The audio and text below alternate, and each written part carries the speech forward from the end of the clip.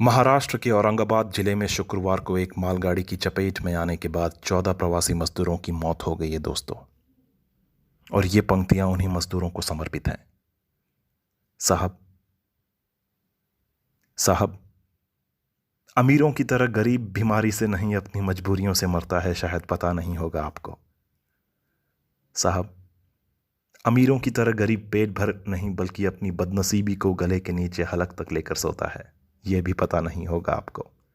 रोटी थी साहब, खाली पोटली में उनके। इस कोरोना की महामारी और अमीरों की बीमारी से मेरा क्या लेना देना साहब। छोटी सी जिंदगी और छोटी सी थाली, फिर भूख तो भूख होती है ना साहब। 56 इंच का सीना 56 मजदूरों को भी ना बचा सके तो साहब इससे तो मरना ही अच्छा है हमारा।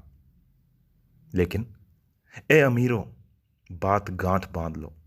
दुनिया की हर बड़ी क्रांति की शुरुआत सिर्फ खाली बर्तनों, भूखे पेटों, धूप में उबलते नमकीन पसीने के बहने और गर्म खून की चंद बूंदों से ही तो हुई है।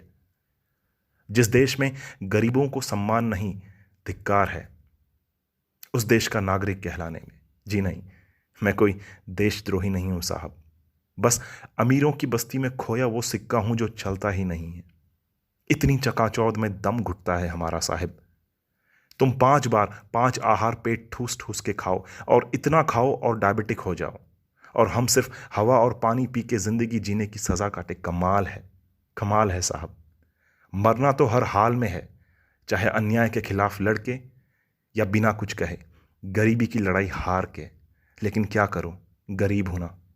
तुम्हें यह लगता है कि हमारे शरीर में नाले का बदबूदार पानी बहता है शायद, और तुम्हारे शरीर में अमृत की धारा बहती होगी।